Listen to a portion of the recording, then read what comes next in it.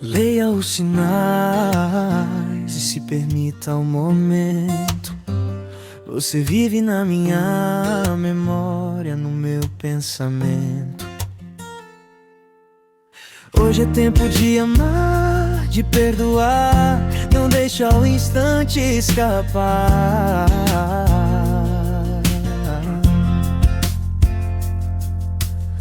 O vento trouxe teu sorriso e a noite... Bom dia, amigos e amigas. Domingo é o único dia que eu dou bom dia, não é isso? Geralmente nos dias anteriores eu não dou bom dia porque o áudio, o nosso vídeo entra um pouquinho mais tarde. Mas no domingo eu faço questão, só falo com vocês aqui via YouTube. Nos outros dias a gente faz primeiramente lá no WhatsApp e depois mais tarde a gente coloca aqui no YouTube para vocês. Mas a gente está aqui hoje para celebrar o terceiro domingo do Advento. O domingo da alegria, o domingo onde a gente subiu a colina, chegamos no cume da colina, agora vamos descer para celebrar o Natal. Caríssimos e caríssimas, eu sou Daniel Nonato, recordo a todos e a todas que eu não tenho nenhuma pretensão e não estou aqui falando em nome de paróquia, diocese ou qualquer movimento, organismo pastoral que possa ter na igreja. Esse canal é um canal particular, ou seja, apenas eu pego a liturgia da igreja e trago para vocês aqui. Se você gostou, deixa o like. Se você não gostou, deixa o dislike. O importante é participar. Eu não estou preocupado em aqui em agradar A, B, C, D, F, G, H. E lembrando que aqui nós não toleramos fascistas e nem toleramos... Eu não sou igual aquele padre, o padre Anselmo lá de Jales, né, que disse quem é a favor disso. Não precisa disso. Pode continuar com a gente. Mas a gente aqui não tá para agradar quem gosta de fake news não, tá? Lembrando a todos e a todas que na sexta-feira, eu comentei isso ontem, mas hoje eu comento hoje, a lei Magnifiques, né? Ela caiu para o Xandão e sua esposa. Diz o presidente Lula que a lei Magnifiques irá cair também para os demais membros, né, que estão aí recebendo essa sanção. E também a questão aí do contexto aí que está acontecendo, das sanções que o país está sofrendo na questão econômica. Aí você vê ontem, eu lendo na rede social, procurando algumas informações, eu vi lá bolsonarista dizendo que Trump não é patriota. E nem pode ser, cara. Ele é americano estadunidense, ele não vai ser patriota nunca brasileiro. Indignado, xingando o Trump, ofendendo o Trump. Coitado do Trump. Até eu fiquei com pena dele, porque quando eles se mandam de atacar, é igual cães nervosos, raivosos, e atacam mesmo. Eu digo isso porque muitas das vezes aqui também, em nosso canal, em nossa rede, eu tenho recebido alguns elogios que eu não posso publicar para vocês aqui. Mas deixa quieto. Até ameaçaram de falar com o bispo diocesano. Eu já falei, pode mandar pro bispo. Manda logo, porque eu doido que o bispo venha falar comigo sobre o meu vídeo, sobre o meu canal. Eu tô doidinho que ele venha. Mas ele não vai vir, não, você que não vem. Vamos nós, porque o meu canal é independente, minha fala é independente, e eu não tenho nenhum tipo de voto de obediência ao bispo, à igreja sempre. A igreja a gente respeita, a gente ama a igreja. A gente vai sempre defender a igreja, a fé cristã sobretudo. Mas não somos obrigados a ter em nosso canal uma fidelidade à igreja, no caso ao bispo, seja ele qual for, a não ser que nós fôssemos presbíteros ou fôssemos diáconos, ou se fôssemos do clero. Nós não somos leigos, graças a Deus, liberdade de ação. É lógico, dentro do respeito, a hierarquia, dentro do respeito àqueles que exercem cargo de liderança. Já agradeço a você por sua paciência, pela sua presença, e vamos nós falar da liturgia de hoje, não é isso? Estamos aqui para isso.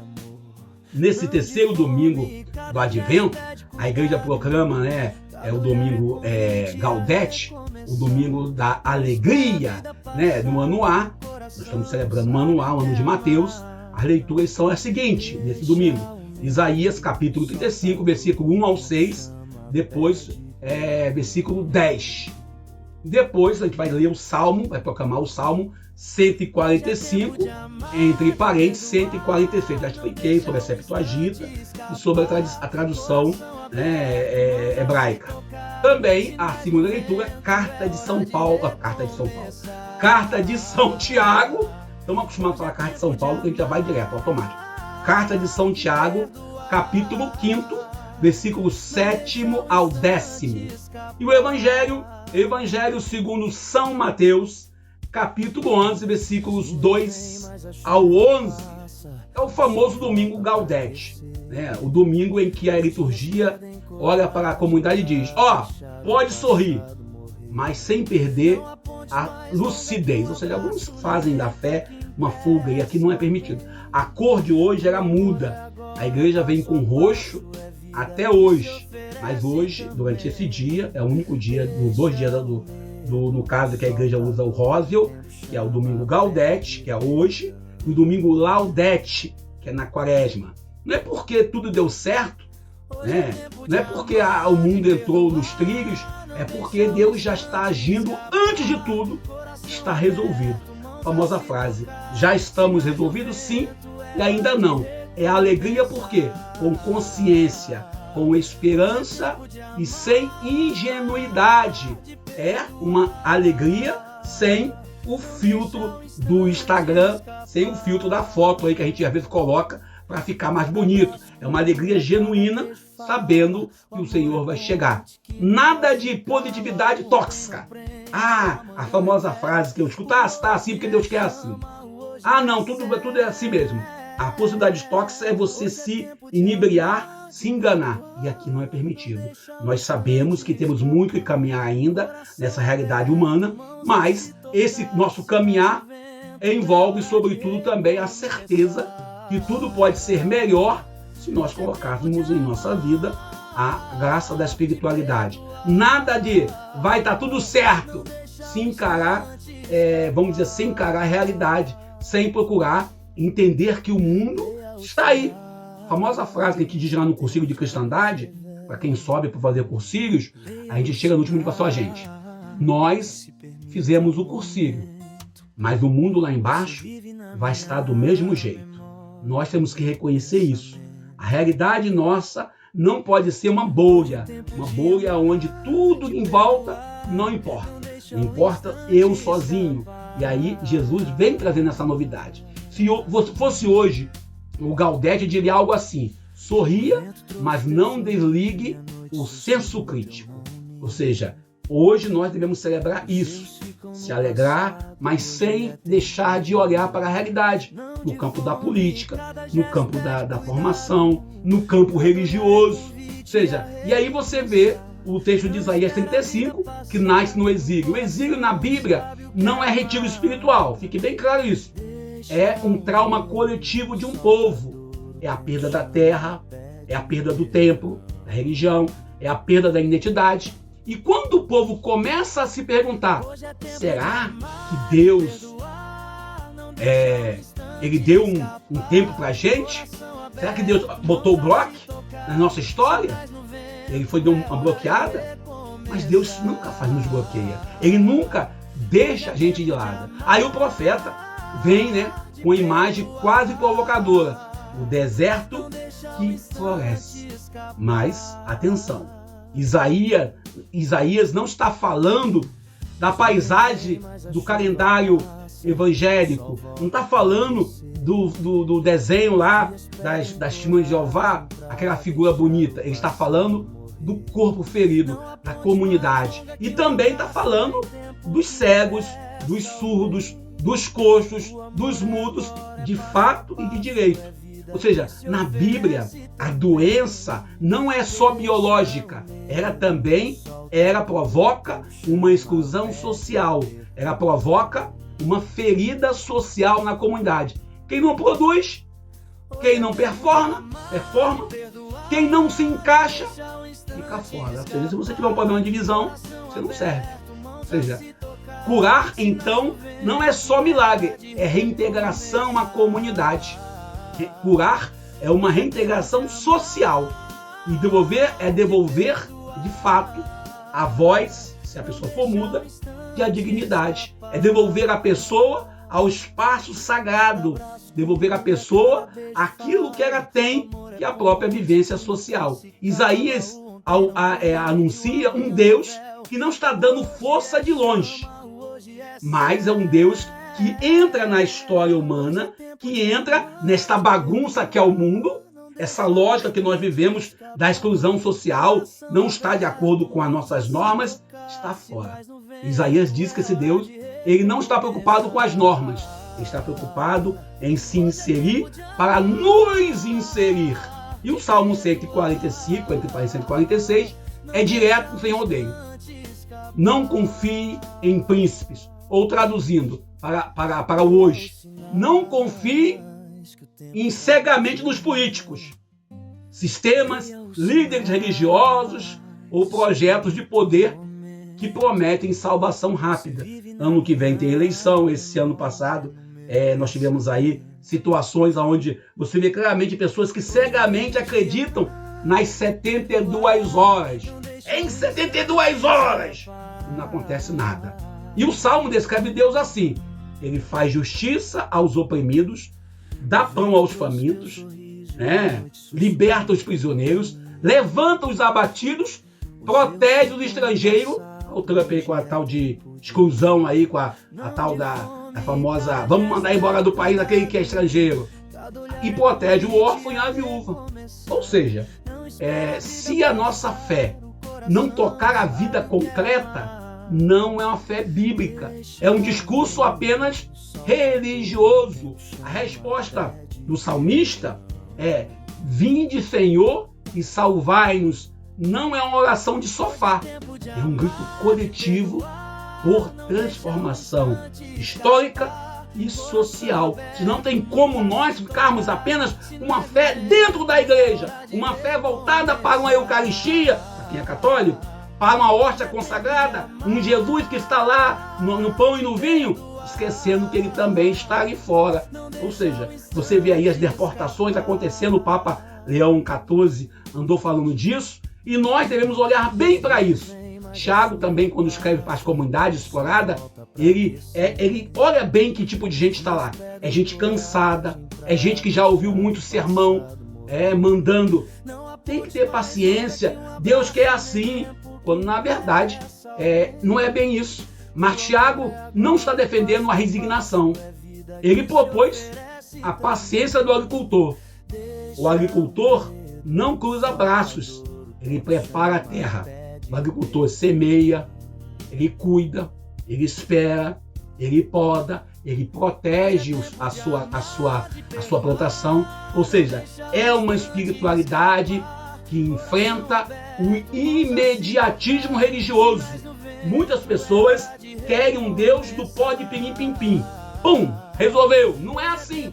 Essa fé que promete milagre em 24 horas, sucesso garantido e bênção expressa, normalmente termina em frustração e manipulação. Se alguém te manda uma mensagem, já manda mensagem para você pedindo Pix. Tem muito como, estou recebendo muita mensagem para a gente fazer oração por você, para aquele problema que você tem na justiça, aquele problema que você tem de saúde, aí você manda não sei quantos reais. Deus não precisa do seu dinheiro. Se você quiser ajudar a sua comunidade, e hoje, dia da coleta, da evangelização, você faça isso com coração concreto, coração contrito, quer dizer, e faça como um gesto concreto de amor, não por obrigação. No momento que se tornar sua obrigação, aí você perde o sentido de ser. O evangelho de hoje, ele traz a gente para essa realidade. Alguns querem uma fé manipulável, a fé do dízimo, quanto mais oferta, maior é o milagre. Tiago diria hoje: a fé não é produto de entrega rápida. Não é um produto de entrega rápida. Não é iFood. Até um colega aí recentemente, não vou dizer o nome porque estou me ofendendo, ele foi na onda do iFood, tomou um gole, pagou pelo lanche, o lanche não chegou até hoje. Mas deixa quieto, né? E João Batista agora no Evangelho, Mateus capítulo 11, versículo 2 ao 11, chegamos a João Batista preso, o profeta do deserto, aquele que peitou o sistema religioso, aquele que não era padre, não era bispo, ele não era papa, ele nunca foi sacerdote, ou seja, agora está silenciado pelo poder político. E da prisão que nasce a pergunta mais honesta da fé: és tu aquele que há de vir, ou devemos esperar outro? Ou seja, João Batista mesmo, às vezes a gente quando está passando por provações, desemprego, às vezes uma acusação injusta na vida, às vezes o banimento comunitário, nós perguntamos: Deus, onde estás tu? E aí João Batista para ele pergunta: és tu que havia de vir ou devemos esperar outro? Isso aqui, meu povo, isso não é falta de fé, é maturidade espiritual. Quando nós estamos, às vezes, em momentos de crise na vida, por desemprego, brigar com a namorada, com o namorado, crise com o filho, crise com a esposa, quando o time não ganha, a gente fica às vezes: Deus, como é que pode isso? Isso é maturidade espiritual, porque você tem com quem discutir, você questiona Deus, e questionar Deus é a maior prova de fé, ao meu ver. E João esperava um Messias mais explosivo. Ele falava de machado na raiz semana passada, ele falava de fogo purificador, ele falava de um juízo imediato. Ou seja, João veio com um discurso semana passada inflamado. Lá em Mateus 3, né? A gente vê isso. E Jesus aparece e não corresponde ao roteiro que ele anunciou. Nada de palácio, nada de acordo com Herodes, nada de espetáculo, nada de corim de fogo. Jesus responde com fatos e não com fake news. Responde ele: os cegos veem, os coxos andam, os pobres são evangelizados. Ou seja, João é convidado a olhar a realidade. A olhar a realidade, o reino não vem pelo domínio das armas, ele vem pela restauração.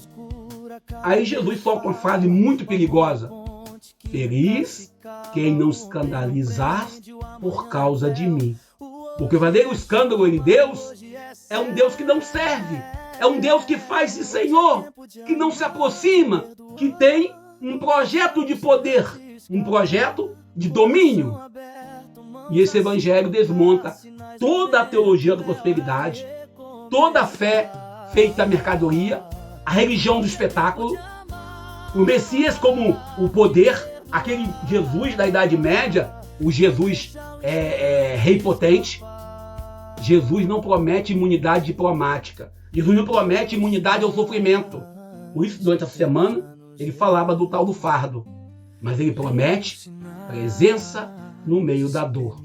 E como dizia São João Crisóstomo, um dos pais da igreja, não adianta honrar o Cristo no altar e desprezar o no pobre. O domingo Gaudete, que nós estamos celebrando, o domingo que a gente olha claramente essa tensão do advento, ele tem uma profunda assim, aliviar. A alegria do cristão nasce da certeza que um dia essa dor vai acabar. Ou seja, não é a negação da dor, mas a certeza que, como diz lá na novela das 6, Globo para nós depois, quando tá ruim, é sinal para melhorar. Mas a certeza que nós temos que Deus continua conosco, agindo mesmo quando tudo parece preso, como João disse, como João estava. Celebrar o domingo Gaudete é assumir as perguntas difíceis, é rir sem cinismo, sem falsidade, é esperar sem alienação, é crer sem ilusão, porque o reino de Deus, continua acontecendo cada vez mais em nossas vidas. Toda vez que alguém volta a enxergar, a andar, a ter voz na comunidade, a recuperar a dignidade com emprego, com salário digno, essa é a alegria que não podemos deixar de celebrar. E essa alegria não pode ficar apenas como anestesia. É a alegria que sustenta a esperança. Essa é a verdade. E não permitir que a fé faça apenas as pazes com a injustiça. O domingo Gaudete e o Gaudete in Domino, rompe alegrai-vos, é algo que nós precisamos estar abertos. Precisamos estar abertos à alegria, mas não há alegria imediata. Não há alegria, vamos dizer assim, anestesiada, seja por drogas ou seja pela espiritualidade. O evangelho de hoje traz para nós essa notícia. João pergunta: quem é Jesus de fato? E Jesus fala: olha minhas obras. Então talvez você que está passando por depressão, você que está passando por um momento de tristeza, talvez você esteja passando por dificuldade e eu não sei qual, você olhe para a tua história e pergunte: aonde está a tua alegria hoje?